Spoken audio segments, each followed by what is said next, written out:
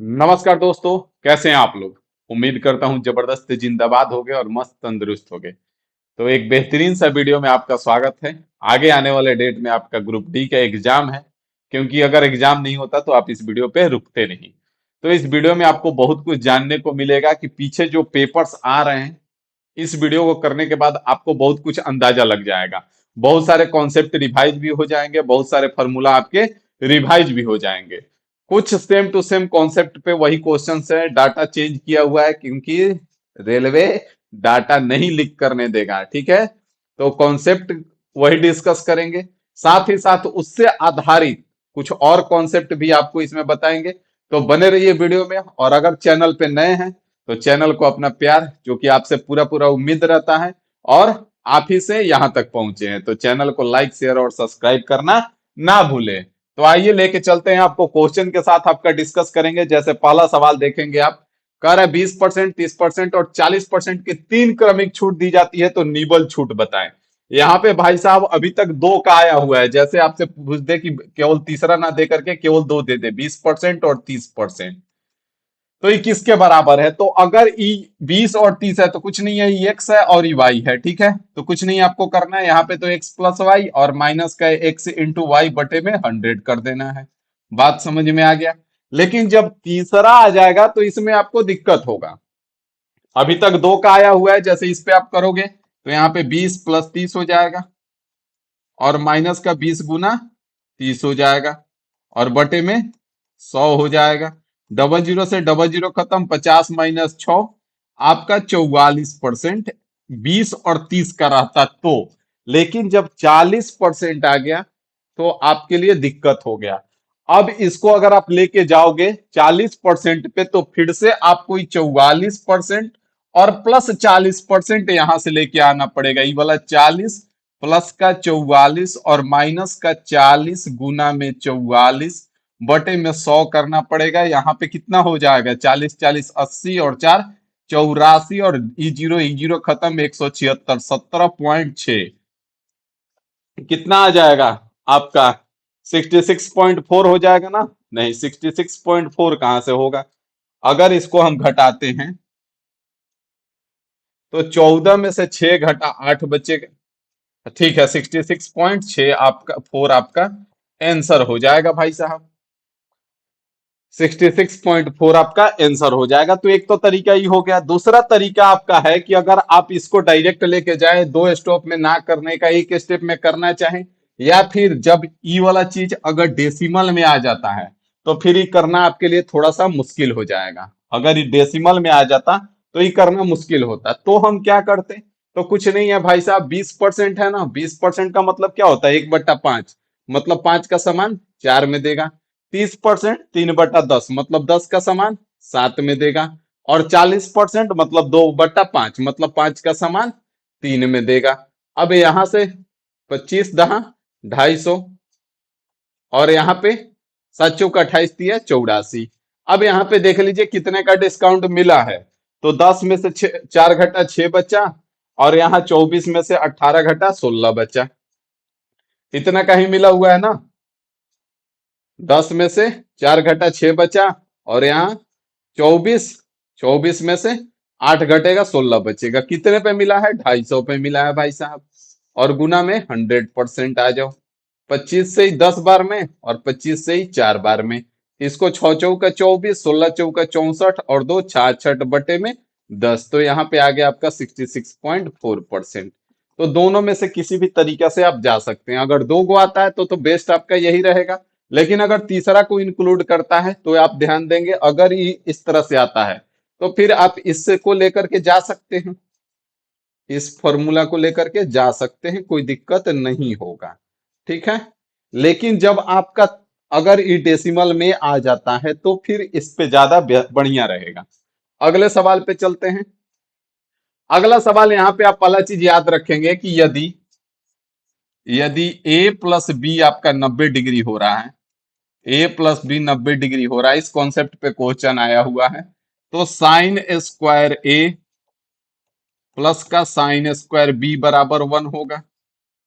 ठीक है, दूसरा कॉस स्क्वायर ए प्लस का कॉस स्क्वायर बी बराबर 1 होगा। बात समझ में आए? ये चीज आपको याद रखना है, इस पे क्वेश्चन आ रहा है। दूसरा यहाँ पे देखेंगे कि सेक स्क्वायर है और माइनस का कॉट स्क्वायर है। तो यहाँ पे आप जानते हैं कि सेक स्क्वायर थीटा माइनस का टेन स्क्वायर थीटा 1 होता है, जानते हैं ना। लेकिन आप ये नहीं जानते हैं कि यदि a प्लस बी आपका 90 है तो सेक स्क्वायर ए माइनस का टेन माइनस का कॉट स्क्वायर बी बराबर 1 होगा। ये भी होता है। उसी प्रकार से आप जानते हैं कि कोसेक स्क्वायर थीटा माइनस का कॉट स्क्वायर थीटा आपका कितना होता है? 1 होता है ना। लेकिन आप ये नहीं जानते हैं कि कोसेक स्क्वायर ए माइनस का टेन स्क्वायर बी बराबर 1 हो जाएगा कब? जब ए प्लस बी 90 होगा। इसके जगह पे आपका लिख सकता है सेक स्क्वायर ए। तो इसके जगह पे आ जाइए माइनस का आपका कॉट स्क्वायर बी बराबर 1 हो जाएगा। ये भी आपका हो जाएगा। तो बात समझ में आ रहा है, कोई दिक्कत नहीं है, ना ही कोई समस्या है, क्योंकि जब इसको आप चेंज करेंगे तो टेन स्क्वायर ए बन जाएगा, sec square theta minus tan square theta हो जाएगा। यहां से इस कॉन्सेप्ट पे लगातार क्वेश्चंस आ रहे हैं। बाकी आप यहाँ पे ध्यान देंगे, जैसे इस क्वेश्चन को करना है तो फिर यहाँ से ए और बी दोनों क्या है? 90 है, तो ये आपका पूरा पूरा 1 हो गया। प्लस का साइन 60 का वैल्यू कितना होता है? √3/2 स्क्वायर करेंगे 3/4 हो जाएगा। प्लस का कोसेक 30 कितना होता है? सेक साइन 30 1/2 होता है। कोसेक 30 2 हो जाएगा, 2 का स्क्वायर 4 हो जाएगा। यहाँ पे आपका 4 हो गया, 4 प्लस 3 प्लस में 16 3 4 23 23/4 आपका आंसर हो जाएगा। बात समझ में आ गया प्यारे लाल? आगे बढ़ेंगे, साथ में क्वेश्चन को करते चलिएगा तो ज्यादा बढ़िया रहेगा। कह रहा है दो पाइप ए और बी एक टंकी को 45 मिनट में भरते हैं। पाइप ए की तुलना में टंकी को दोगुना तेज भरता है। मतलब ए और बी के अगर क्षमता का बात करें हम, तो अगर ए का 1 है तो बी का क्षमता 2 हो जाएगा, और ए प्लस बी का क्षमता कितना हो जाएगा? 3 हो जाएगा। हो जाएगा ना? हाँ सर जी, हो जाएगा। अब यहाँ पे हमसे बोला है कि ए और बी दोनों मिलके 45 मिनट में भरते हैं। तो 45 मिनट में भरते हैं और ए और बी का क्षमता कितना है? 3 है। तो अगर क्षमता 3 है मतलब कि 1 मिनट में 3 यूनिट भरते हैं, तो 45 मिनट में टोटल कितना यूनिट भरेंगे? तो 45 गुना में 3 हो जाएगा। ये पता है कहाँ आ गया? टोटल वर्क आ गया। ये टोटल वर्क है। अब अगर आपसे पूछा है कि ए टंकी को भरेगा, तो बटे में 1 कर दीजिए। अगर पूछा होता बी तो बटे में 2 कर देते। तो 45 दिया कितना हो जाएगा? 135 हो जाएगा। तो 135 मिनट में ए जो है आपका टंकी को भर देगा। बात समझ गए? आगे आ जाइए, अगला सवाल देखिए क्या कह रहा है। फटाफट अगला सवाल पे ध्यान देंगे। कह रहा है किसी आंकड़े के समूह के लिए यदि औसत और बहुलक 42 और 60 है तो अनुभवजन संबंध का उपयोग करके उस डेटा का माध्यिका निकाले। भाई साहब यहाँ पे ध्यान देंगे, यहाँ पे क्या होता है? Mode equal to 3 into mean minus में 2 इंटू मीडियन। याद है कि नहीं याद है? ऐ याद है? याद है तो अच्छी बात है। मोड आपका दे रखा है, इसको याद कर लीजिएगा, इस पे लगातार सवाल आ रहा है। मोड आपका 60 दे रहा है, 3 इंटू मीन आपका 42 है, और माइनस का 2 इंटू मीडियन यहाँ पे पता करना है। बस कुछ नहीं, कर लीजिए। कर लेंगे ना? कितना हो जाएगा? 60 और ई 2 तिहाई 6 और 4 तिहाई 12 बराबर का माइनस का 2 इंटू मीडियन। कितना बचेगा यहाँ पे? बता दीजिए। 60 60 120 66 बचेगा। हैं? 2 तिहाई 6 4 तिहाई 12, कुछ गड़बड़ कर दिए हैं हम कहा? ये जो औसत है मीन है, ठीक है, 3 इंटू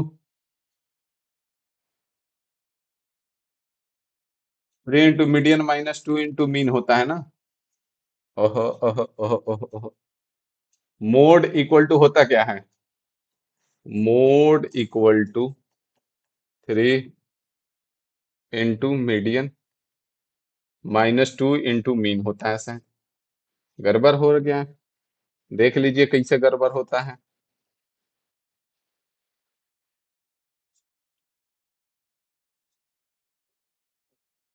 2 दूना 4 और 4 दूना 8, कितना बचेगा? 4, 144 बटे में 3, 3 चौका 12 और 3 8 24, सॉरी सॉरी, क्षमा चाहते हैं आपसे, हम क्षमा चाहते हैं। देख लीजिए कैसे मिस्टेक होता है, हमसे भी मिस्टेक हो सकता है भाई साहब, इसीलिए कहते हैं मोड इक्वल टू होता है 3 इंटू में मीडियन, मीडियन -2 इंटू में मीन। क्षमा चाहते हैं आपसे। मोड आपका 60 दे रखा है, 3 इंटू मीडियन हो गया, -में 2 इंटू में 42 हो जाएगा। यहाँ से 60 और प्लस का 84 बराबर में 3 इंटू मीन हो जाएगा, मीडियन हो जाएगा। मीडियन आपसे पूछा है, तो यहाँ पे मीडियन इक्वल टू हो जाएगा 4 और 8 14 बटे में 3, 3 चौका 12 और 3 8 24। तो देख लिए कैसे गलती होता है, ये मिस्टेक होता है। ठीक है, अब कुछ कहेंगे तो कहोगे अरे सर, ये मिस्टेक अक्सर होता है और इसीलिए हमने यहाँ पे भी किया। ठीक है, आगे बढ़ जाओ, अगले सवाल पे आ जाओ। अगले सवाल पे देख लो, एक गोले का पृष्ठीय क्षेत्रफल एक लंब वृत्तीय बेलन का वक्र पृष्ठीय क्षेत्रफल के समान है जिसकी ऊंचाई और व्यास 12 है, तो गोले की त्रिज्या बताएं। तो यहाँ पे आप ध्यान देंगे, गोले का पृष्ठीय क्षेत्रफल क्या होता है? 4 पाई r² होता है। ठीक है, और बेलन का क्या होता है? 2 पाई r h होता है। ठीक है भाई साहब, यहां से आप ध्यान देंगे, पाई से पाई खत्म, 2 से ही 2 बार में खत्म, तो यहाँ पे 2r² बराबर आपको r इंटू एच मिला है। ठीक है, अब यहाँ पे बोला है कि बेलन का व्यास और ऊंचाई दोनों 12 12 है, तो 2r² बराबर, जब व्यास 12 है तो त्रिज्या कितना हो जाएगा? 6, और ऊंचाई 12 है तो गुना में 12 हो जाएगा। 2 से ही 3 बार में कट जाएगा, r² बराबर कितना आ गया? 36 आ गया। तो r बराबर कितना हो जाएगा? 6 हो जाएगा। देखिए किधर है आपका, क्या पूछा है? गोले की त्रिज्या पूछा है। बात नहीं समझते हैं आप लोग तो कैसे काम चलेगा, बताइए। अगले सवाल पे आ जाइए। 50 से कम अभाज्य संख्याओं की कुल संख्या, सबसे पहले आप कमेंट करेंगे 1 से 50 के बीच में अभाज्य संख्याओं की संख्या कितनी होती है। ठीक है, और 50 से 100 के बीच में बताएंगे आप, हम बताए हुए हैं और ये सवाल आ रहा है लगातार। और 1 से 100 के बीच में कितना होगा ये भी बताएंगे।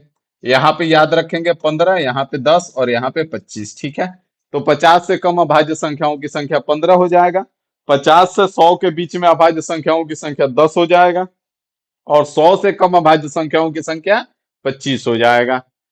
कह रहे वह समीकरण ज्ञात करें जिसके मूल a+√b और a-√b है।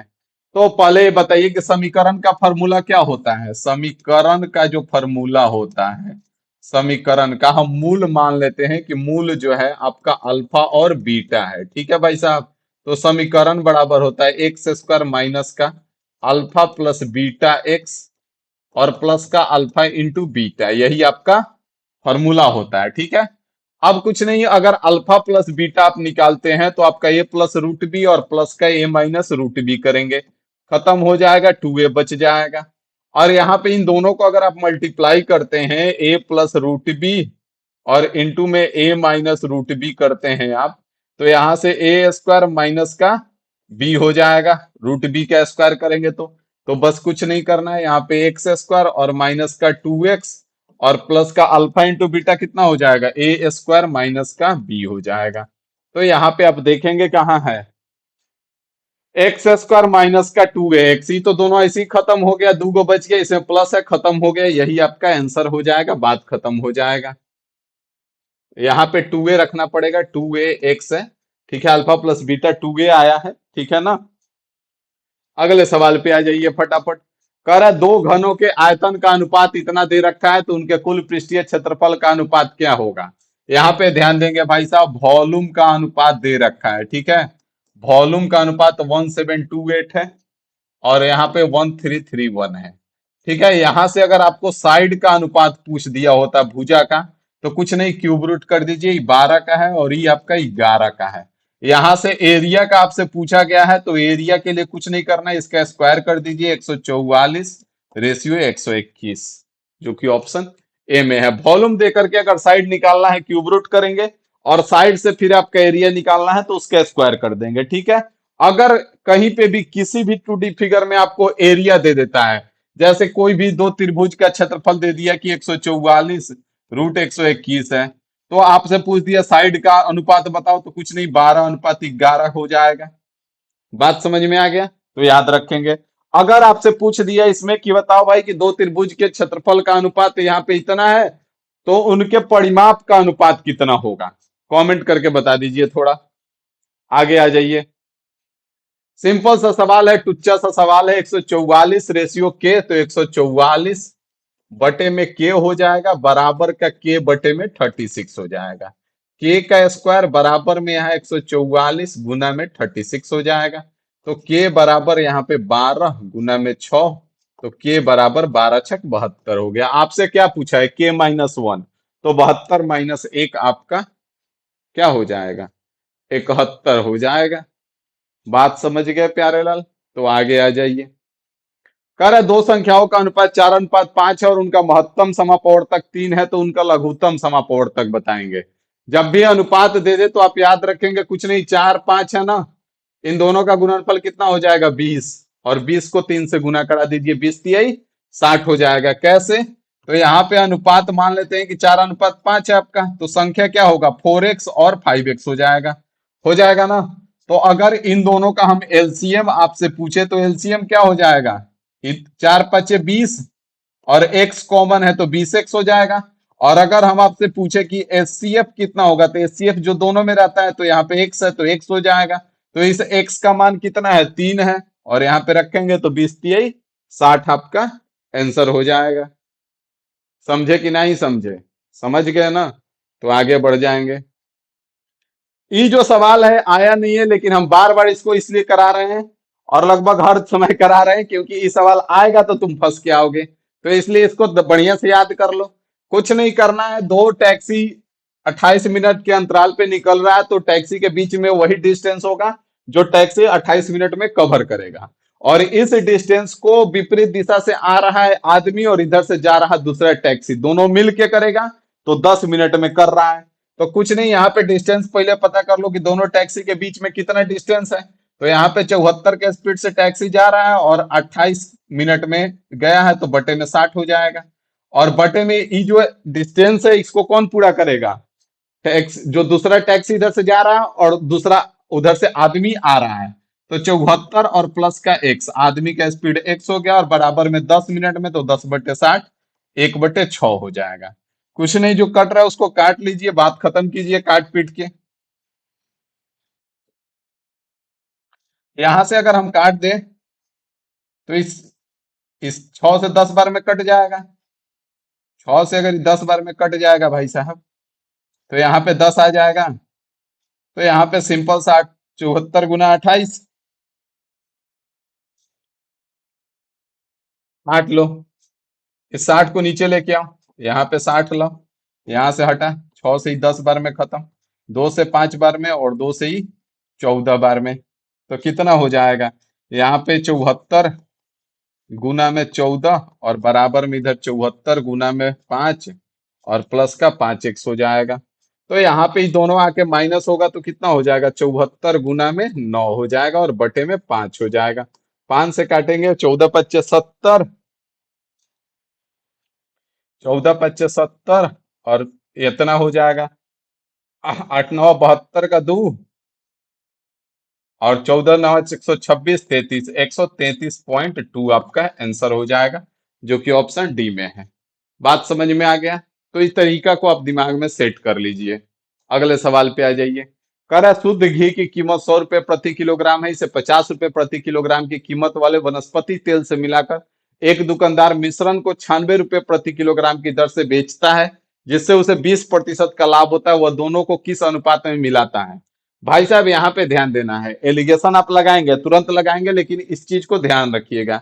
20% का लाभ बोला है 96 रुपए में बेचने पर, मतलब यहाँ से पहले क्रैमूल पता करना पड़ेगा। 120% का वैल्यू 96 है, तो यहाँ से 12 से 10 बार में, और 12 से 8 बार में, तो क्रैमूल कितना होगा, 100% का वैल्यू आपका 80 है। अब इस पे आपका एलिगेशन लगेगा। एगो सामान 100 रुपया वाला है और एगो सामान 50 रुपया वाला है।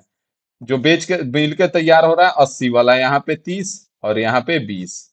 तो 3:2 में इसको मिलाया जा रहा है, जो कि किधर है, ऑप्शन डी में है। बात समझ गए? आगे बढ़ा जाए, चलिए आगे आ जाइए। कह रहे हैं 24 पुस्तकों का विक्रय मूल्य 30 पुस्तकों के क्रय मूल्य के बराबर है, हानि अथवा लाभ प्रतिशत ज्ञात कीजिए। आया हुआ सवाल है, डाटा चेंज है, ठीक है। कह रहे हैं 24 पुस्तकों का विक्रय मूल्य मतलब एसपी ऑफ 24 जो है वो बराबर है सीपी ऑफ 30। सीपी ऑफ 30, ठीक है भाई साहब। एसपी, सीपी को इधर लाइए, बटे में हो जाएगा, और इधर 30 बटे में 24, ठीक है। अब तो बता दीजिए कितने का फायदा हो रहा है। 30 रुपए में बेच रहा है, 24 रुपए में खरीद रहा है, 6 रुपए का फायदा हो रहा है। कितने पे? 24 पे, गुना में 100%। 6 से 4 बार में और 4 से ही 25 बार में, तो यहाँ पे 25% का प्रॉफिट हो जाएगा, ठीक है। 25% का प्रॉफिट हो जाएगा। अगर ऊपर एसपी कम होता, सीपी ज्यादा होता, तो हानि हो जाता। ध्यान में रखेंगे, ठीक है। यहां से आपको सीपी भी मिल गया और एसपी भी मिल गया, तो आप निकाल सकते हैं आसानी से। कोई दिक्कत होगा? नहीं होगा। आगे आ जाइए। किसी परीक्षा में उत्तीर्णांक 40% है, एक विद्यार्थी ने 185 अंक प्राप्त किया और वह 15 अंकों से अनुत्तीर्ण हो गया परीक्षा के। आया हुआ सवाल है, डाटा चेंज है। 40% है, ठीक है। कितना लाना है? 40%। 40% लाया है 185, ठीक है। और 15 नंबर से फेल कर गया है। मेरा फोन करेंगे हम, क्या करेंगे? हम फोन करेंगे, और फोन करेंगे तो उसको 15वां नंबर वहां मिल जाएगा। तो 15 नंबर मिलते ही पास हो गया गुरु जी की कृपा से। तो ये भी पासिंग मार्क्स हो गया, ये भी पासिंग मार्क्स हो गया। मतलब 40% का मान कितना हो जाएगा? 200 हो जाएगा। 40 से एक बार में, 5 बार में 100% का मान कितना हो जाएगा? 500 हो जाएगा। बात समझ में आया कि नहीं आया? बात समझ में आ गया? बढ़े आगे ना, आगे आ जाइए। एक व्यक्ति की मासिक आय 13,500 रुपए है और उनका मासिक खर्च 9,000 रुपए है। वह मासिक रूप से अपनी आय का लगभग कितने प्रतिशत बचाता है? भाई साहब, 4,500 बचा रहा है। कितने पे बचा रहा है? 13,500 में।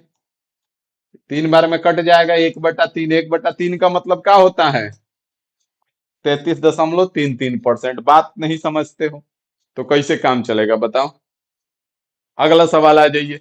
किसी वस्तु को इसके विक्रय मूल्य के 3/8 पर बेचने पर शरद को 19% की हानि होती है। 3/8 पे बेचा जा रहा है तो 19% की हानि हो रही है। मतलब ये किसका मान है? 81% का मान है। कितना का मान है? 81% का। तो 3/8 इतना का मान है, तो 3 का मान कितना हो जाएगा? 81 गुना में 8 हो जाएगा। बोला 60% पर बेचता तो क्या होता? तो 60% का मतलब क्या होता है? 3/5 होता है कि नहीं होता है? 3 का मान इतना है तो 3/5 का मान कितना होगा? 81 गुना में 8 बटे में 5। यही होगा ना, है कि नहीं होगा? कुछ नहीं करना है, यहाँ पे गुना करा दीजिए। यहाँ पे हम क्या करेंगे? यहाँ पे ऊपर नीचे 2 से गुना कर दो, नीचे 10 बन जाएगा। भागा करना आसान हो जाएगा। यहाँ पे 8 दूना 16, 16 कम 16, 6 बच गया आपका कितना? 1। और 16/2 कितना होता है? 16/2 कितना होता है? 16/2 128 होता है। तो 128 और 129 हो जाएगा, बटे में 10 हो जाएगा। तो 129.6% का वैल्यू है कितना? 3/5। तो ये बताओ हमको कि इसमें 100% क्या है? क्रय मूल्य है। तो फायदा कितने का हुआ? 29.6% का। समझ में आया? अगर यही 100 से कम होता तो जितना कम होता उतना नुकसान हो जाता, लॉस हो जाता है। समझ गए बात? तो बढ़ जाएंगे आगे, हिला के मुंडी। कह रहा है क्रमशः 280 मीटर और 260 मीटर लंबी दो रेलगाड़ियां समानांतर पटरियों पर एक दूसरे की ओर चल रही हैं।